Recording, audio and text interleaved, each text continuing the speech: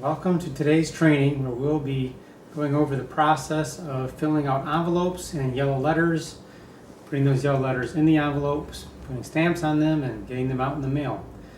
So what we have is a list that we've downloaded and organized. We'll have a separate training for that list, but we'll be using this list for filling out the envelopes and the yellow letters. We'll go over that through the training. We also have some yellow letters that have already been pre-copied, where we fill out just the individual's name, a date, and the property address. We'll have a separate training on how to get those yellow letters created at a copy store. So today we're going to go over using our small envelopes. We have them here. They're 3 5/8 inch by 6.5 inch. And anyway, we'll go over that.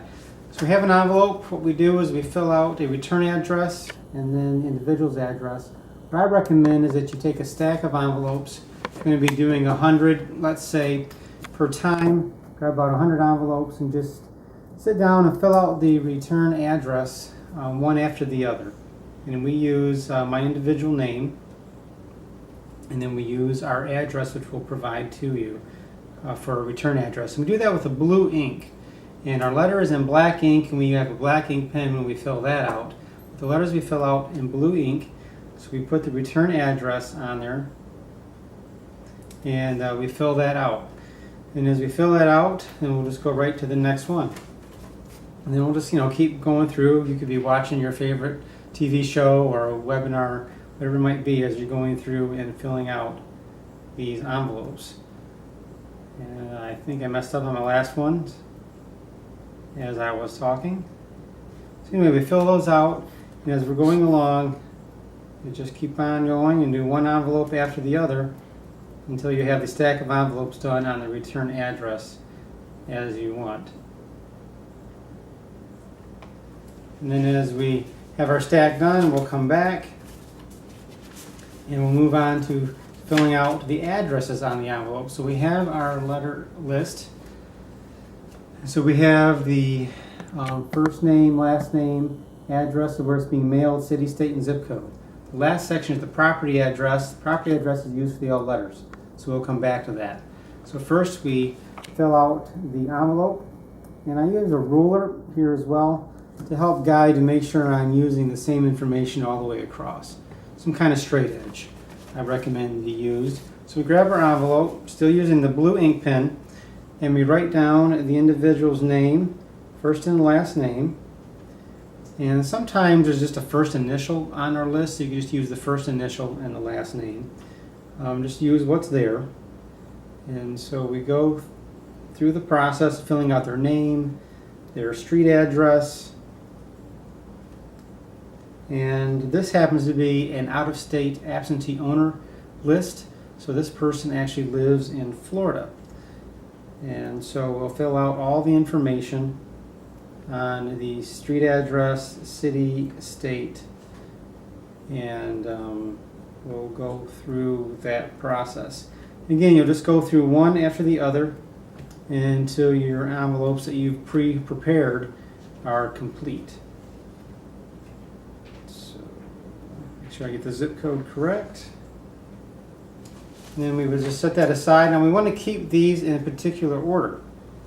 So when you complete that, you want to flip that over and start with your next one and mark off which one you finished, move to your next line, and then just keep going through and keeping them in the same order. And the reason for that, since we come back and we have our envelopes prepared, return address, address for the owner of the property, when we come to our yellow letters, we switch to our black ink pen and we take our yellow letter and we're going to fill out just their first name. So we go back, looking at what we have on the envelope. In this case, the individual's name is Shirley. So we find that same property and we fill out the individual's name. Put a date in for when we think we're going to put the letters in the mail. That could be a couple days, depending on how long you think it's going to take you to go through the process of completing these. I do recommend you do about 100 at a time, so not about 100 a day, for knowing that it takes about a few days for those to go to be received, and then we get anywhere from 3 to 10% response. So every 100 letters, we have 3 to 10 phone calls come into the company. So we fill out the property address. Again, the property address is on the far right. So we have the mailing address, which is on the letter, the property address. So there's the second line that says purchasing your property at, and we fill that in. So we fill in the address for this particular property. Now this would be a local property, obviously. And so this, again, this particular one's going out to Florida, but it'll go out to where that is. And then we're done. Once we fill out the name, the date, whoops, I'm dropping the letter there. Name, date, and address. And then we go through, we just keep on going. You know, we finish that one, we set that one aside, switch to the next one. And you wouldn't necessarily have to flip the envelopes. Once you know you're started, you can just go right down the line and fill out the next one. And again, as you're going through, you want to mark off where you are, so you can confirm that you're finishing each line along the way. Rather than keep going, I'm going to stop here and show you once you had all 100, in this case, letters done. You have the envelopes in the same order as your stack of yellow letters that you filled out. You would then bring those together. When we fold the yellow letters, we want the individual to see their name when they open the envelope. So many times when you fold a letter, you hide the words on the inside. In this case, we're not doing that. We're actually going to have the words on the outside. We're going to fold it in such a way that we're going to get, usually again when you fold, you do 1, 2 when you're done. In this case, we're going to do 3 folds. So it'll be 1, go 1 more, 2, and then we flip that over. I would like this to have been a little smaller so that we didn't see this line up top. But I'm not going to redo it because I don't want it to be done over and over. So we'll just take some practice on which way to fold it. But again, you can see if we go to put this letter in the envelope, the letter's too big. So what we do is we fold this over, make sure it's going to fit inside the envelope, so that, and then fold it over so that it will fit. We stuff that in, and that way when it's opened up, I'm going to fold that a little too long there.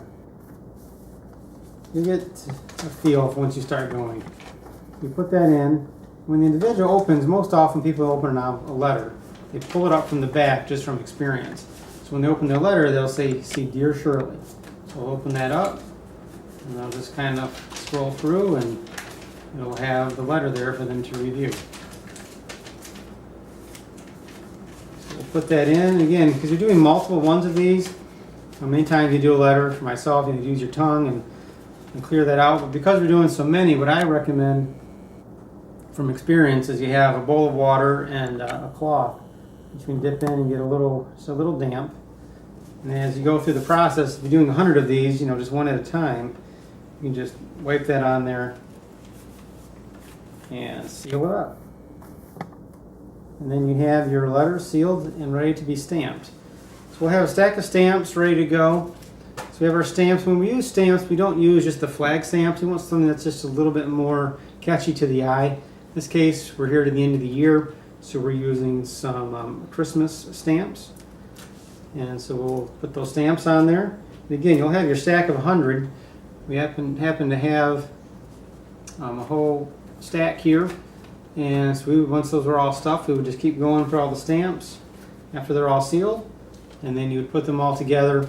We normally would then put them all together, rubber band around them, and take them to the post office or just put them in the mailbox, depending on how many you have. So that's it. That's the process for getting the envelopes filled out, the letters filled out, and tracking through the list, getting them stamped, and put in the mail. So we'll have another training coming soon.